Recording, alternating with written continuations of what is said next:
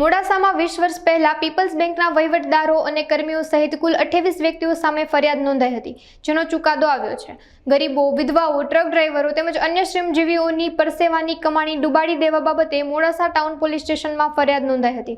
District કોર્ટે 28 આરોપીઓ પૈકી 24 આરોપીઓને 5 વર્ષની સજા ફટકારી છે।